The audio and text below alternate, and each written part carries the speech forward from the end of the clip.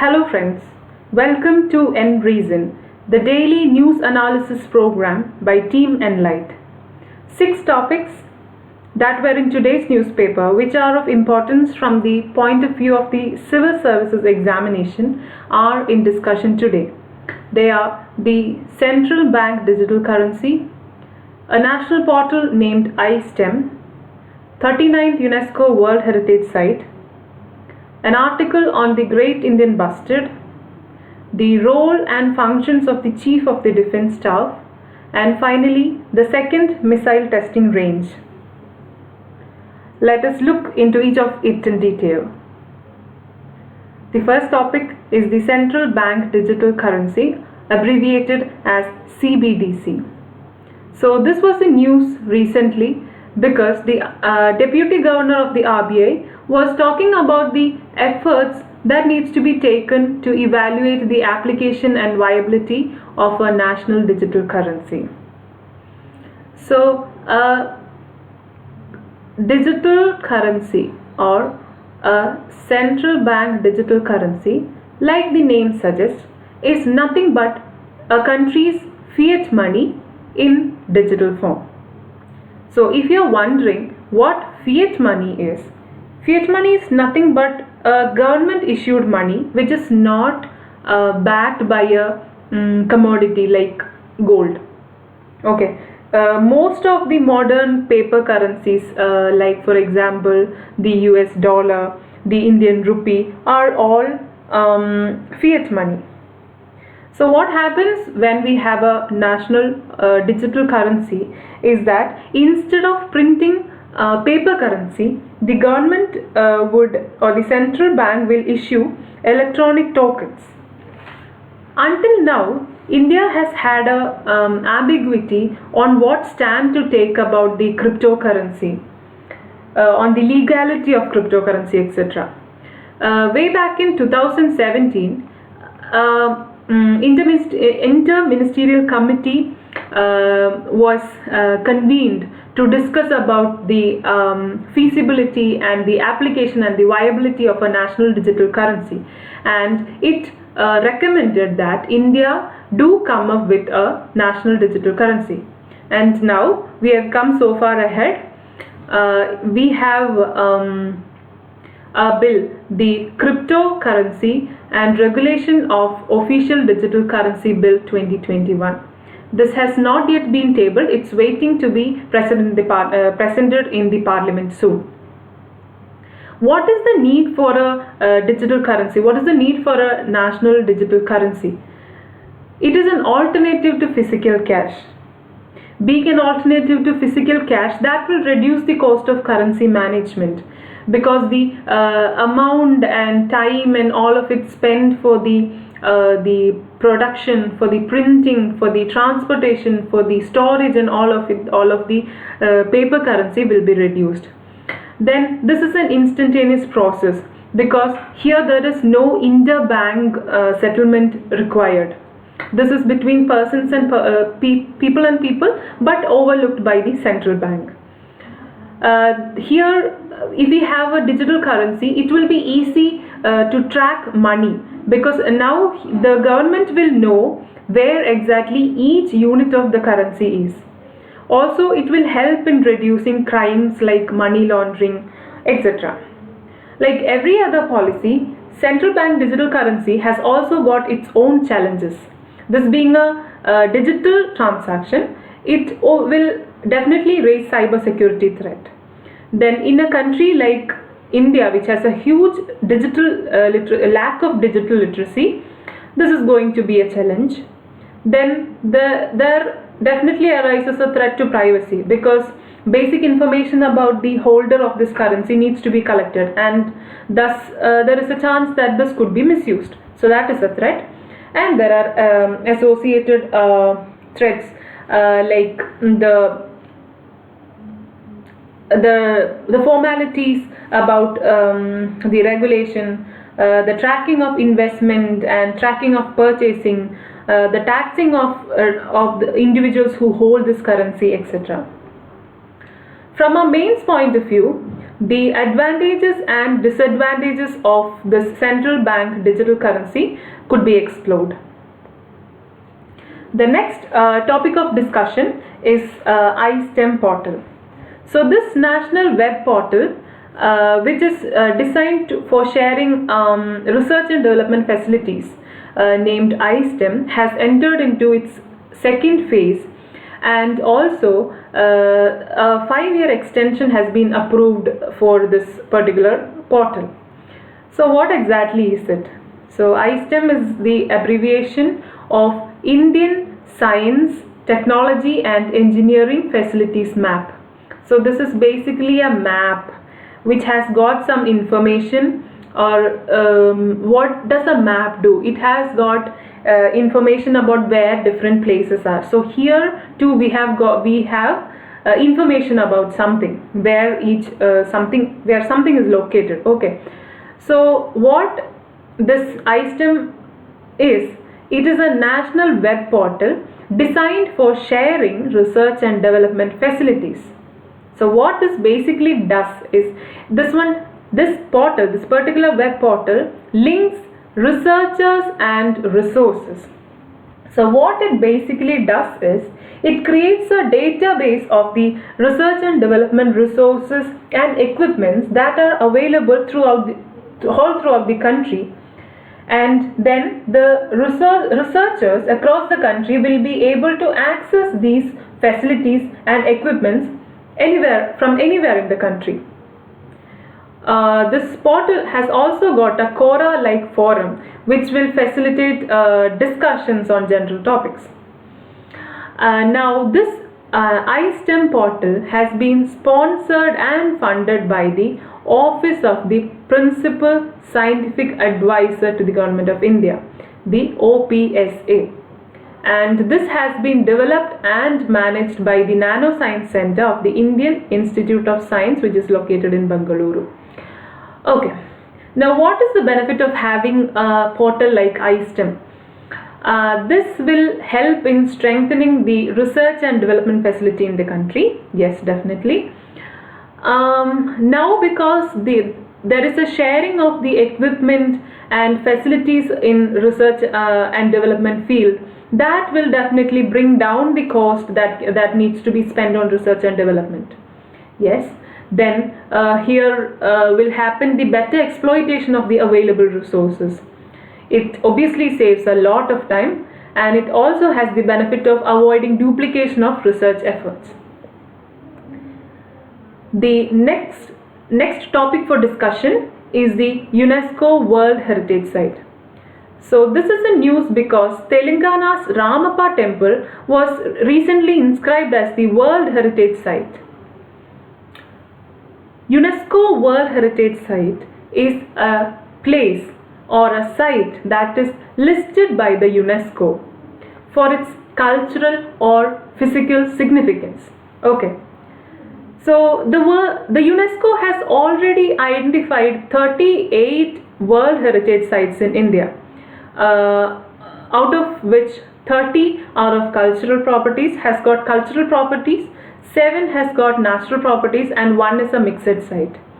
So India already had 38 World Heritage Sites which were identified by the UNESCO, and now to the list has been added the Telangana's Ramappa temple. So now in total India has 39 UNESCO World Heritage Sites. To name a few of the World Heritage Sites identified by UNESCO in India, we have the Ajanta caves, Ellora caves, the Taj Mahal, the Kaziranga National Park in Assam, the Western Ghats are all examples of World Heritage Sites identified by UNESCO in India. Now this list is maintained by the International World Heritage Program, which is administered by the UNESCO World Heritage Committee. This is not very important, but just to know about it. Okay. Now why is UNESCO doing all this? UNESCO is seeking to, by identifying all these important spots, is trying to protect and preserve the cultural and natural heritage of an outstanding value that is of importance to the mankind. Now, this UNESCO World Heritage Site is an embodiment of the Convention on Convention concerning the protection of the world cultural and natural heritage, which was adopted by UNESCO in 1972. Now, if we are to talk about the Ramappa temple, which was identified by UNESCO as the latest World Heritage Site in India, this is otherwise known as Rudreshwara temple. So this Rudreshwara temple, aka Ramappa temple, is located in Telangana near Warangal. This was built in 1213 AD, that means in the 13th century. It's a monument of the 13th century and built by the Kakatiya dynasty, built during the rule of the Kakatiya dynasty in Telangana in the 13th century. Okay. The deity that is in worship here is the Ramalingeshwara Swami. Okay, and this temple was named after the sculptor, that is Ramappa. So hence the name Ramappa temple. So Ramappa temple in Telangana recently was listed as a World Heritage Site under the UNESCO. The next topic of discussion is the Great Indian Bustard. So the Great Indian Bustard recently appeared in news because the government recently informed the Rajya Sabha that there are no Great Indian Bustards in the Kutch Bustard Sanctuary, which is located in Gujarat. So the Great Indian Bustard is a bustard which is native to the Indian subcontinent. Okay. So what are bustards? Bustards are large terrestrial birds which are usually found in dry grasslands and steppe regions. Okay, these are mostly birds, large terrestrial birds found in dry areas. Okay, so these Great Indian Bustards are also known as Indian Bustards. So they are Great Indian Bustards, or also known by the name of Indian bustards. These are one of the heaviest of flying birds in existence. This particular bird is considered a flagship of the grassland species, which means that it represents the health of the grassland ecology. More the number of Great Indian bustards signifying a healthy grassland in the region. Okay. This Great Indian Bustard is under major threat, has constant threats. There are collisions with the power transmission lines. There is huge hunting. There is habitat loss and many more. So this bird has been marked as critically endangered by the IUCN. This figures in the Appendix 1 of CITES and Appendix 1 of CMS as well. You might want to look up what CITES is and what CMS is. Okay, and also the Indian government has put this bird in the Schedule 1 of the Wildlife Protection Act of 1972. So that is an Indian effort.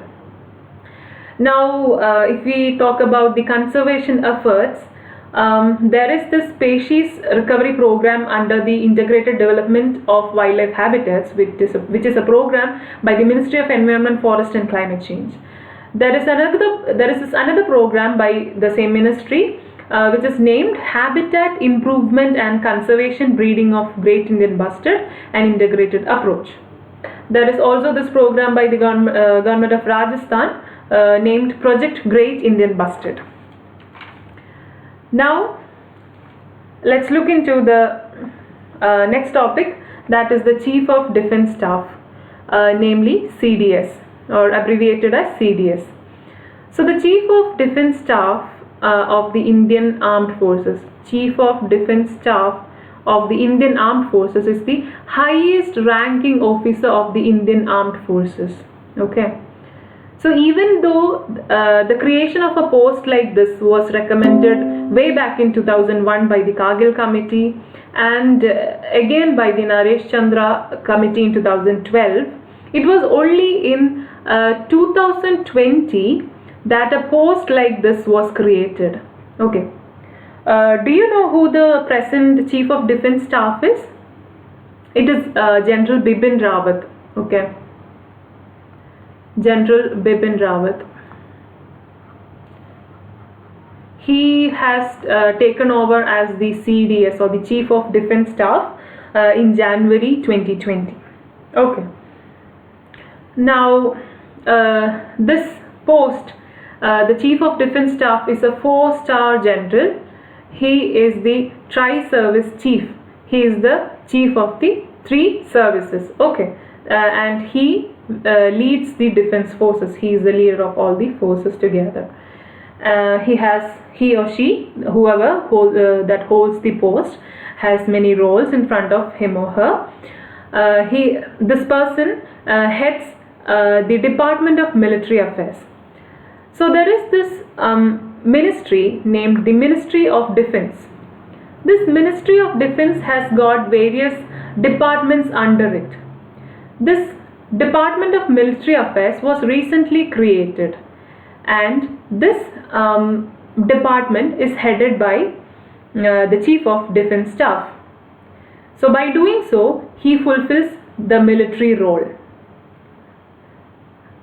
This Chief of Defence Staff also functions as the permanent chairperson of the Chiefs of Staff Committee. Now, the Chiefs of Staff Committee is a committee in which the 3 chiefs of the 3 armed forces finds a place.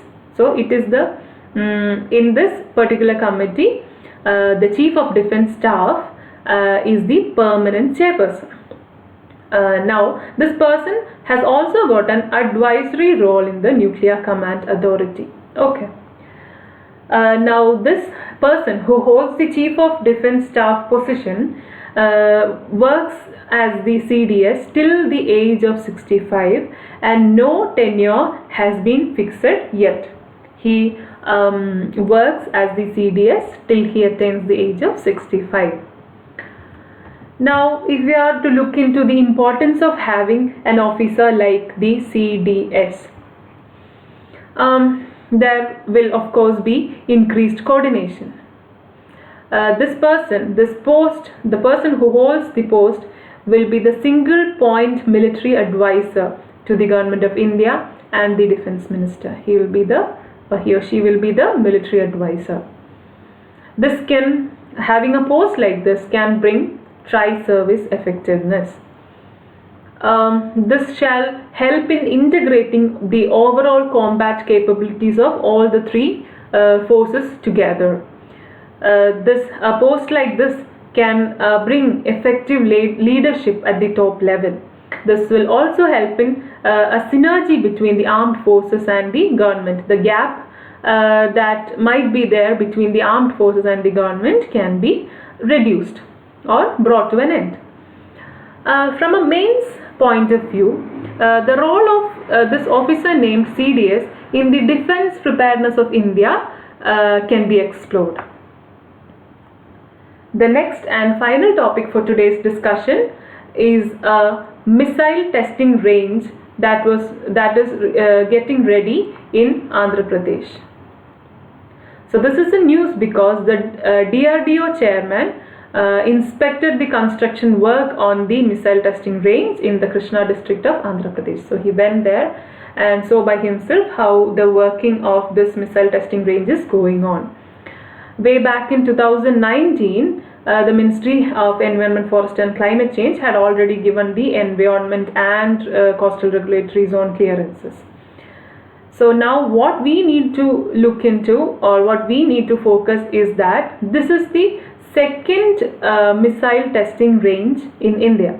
So the first one is in Odisha, the first one being in Odisha and the second one being in Andhra Pradesh. Okay. The one in Odisha is located in the Velar Island, named otherwise as Dr. Abdul Kalam Island, which is in Balasore district in Odisha. And the second one is in Andhra Pradesh. So one thing we can note here is that both of them are along the Bay of Bengal coast. One is in Odisha and one is in Andhra Pradesh. That's all for today. Thank you all for listening.